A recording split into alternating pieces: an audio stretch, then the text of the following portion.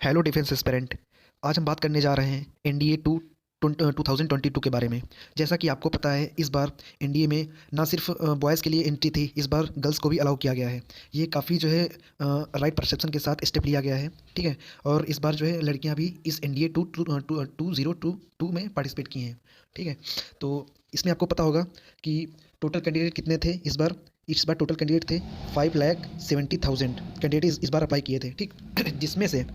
जिसमें से आपको पता होना चाहिए कि करीब 1,78,000 इसमें फीमेल कैंडिडेट ने अप्लाई किया था। तो आप ये देख सकते हैं कि जैसे ही गर्ल्स को इस बार अलाउ किया गया, सोच सकते हैं आप कि कितने लोगों ने यहाँ पे अप्लाई किया है उसके कंपैरिजन में, ठीक है। तो ये काफ़ी जो है अच्छा स्टेप लिया गया है इस बार कि हाँ, पहली बार है जिसमें जो है हम इस बार गर्ल्स को भी अलाउ करने जा रहे हैं एनडीए में। इस बार वो भी जो है एनडीए ज्वाइन कर सकती हैं, ठीक है।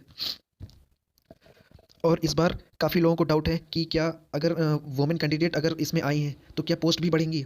तो हाँ, बढ़ी हैं इस बार एनडीए 48 बैच के लिए पोस्ट बढ़ी हैं, जिसमें हम देख लेते हैं कि आर्मी के लिए टोटल पोस्ट कितनी है 208, जिसमें से 10 फॉर फीमेल कैंडिडेट, यानी कि 208 में से 10 फीमेल कैंडिडेट के लिए सीट रिजर्व की गई हैं, मतलब कि 10 जो है फीमेल कैंडिडेट के लिए, ठीक। और 188 मेल कैंडिडेट के लिए, ठीक। और इसी तरह देख लेते हैं कि नेवी के लिए कितनी जो है सीट हैं। इसमें है टोटल पोस्ट 42, जिसमें से 3 फॉर फीमेल कैंडिडेट, यानी कि 39 जो है ये मेल कैंडिडेट के लिए होगा और 3 जो है फीमेल कैंडिडेट के लिए होगा, ठीक। उसके बाद देख लेते हैं एयरफोर्स में कैटेगरी वाइज है, जैसे कि flying branch, GD tech, ground duty technical, ground duty non technical. तो इसमें अलग अलग पोस्ट हैं, ठीक है। टोटल जो है एयरफोर्स में कितनी है, टोटल है एयरफोर्स में 120, ठीक। जिसमें से फ्लाइंग ब्रांच के लिए अलग है, जीडी के लिए, जीडी टेक के लिए अलग है, जीडी नॉन टेक के लिए अलग है। और जिसमें देख लेते हैं कि फ्लाइंग ब्रांच के लिए 92 है, जिसमें से 2 फॉर फीमेल कैंडिडेट्स, ठीक। और जीडी टेक के लिए कितनी है 18, जिसमें से 2 सीट्स जो है फीमेल कैंडिडेट्स के लिए है।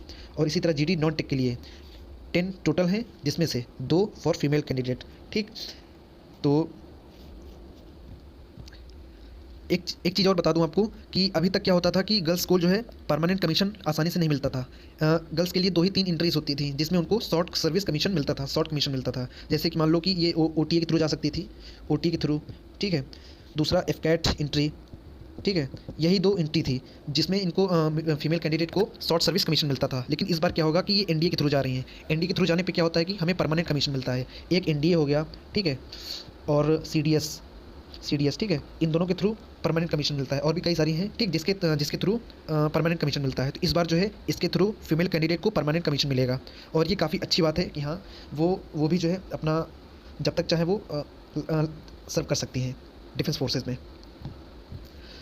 तो आप लोग देख सकते हैं अब हर रिस्पेक्टिव फील्ड के रिस्पेक्टिव पोस्ट में जो है टोटल 10 और इधर 42 3, और फ्लाइंग ब्रांच के लिए 2 सीट्स, और जीडी टेक के लिए 2, और जीडी नॉन टेक के लिए 2 फॉर फीमेल कैंडिडेट। ये आप देख सकते हैं इतनी सीट्स रिजर्व हैं। और एक चीज़ यहाँ पे नोवेल एकेडमी, यानी कि इसमें टोटल पोस्ट कितनी है 110 पोस्ट हैं इसमें, ठीक। सॉरी, ये 110 नहीं, ये बैच है, सॉरी। जिसमें नोवेल एकेडमी में टोटल पोस्ट कितनी है 30, ये सॉरी बैच है, ये नोवेल एकेडमी 110, ये बैच का नाम है, मतलब ये कोर्स है, ठीक है। तो जिसमें से 10 seats for female candidate only, है ना।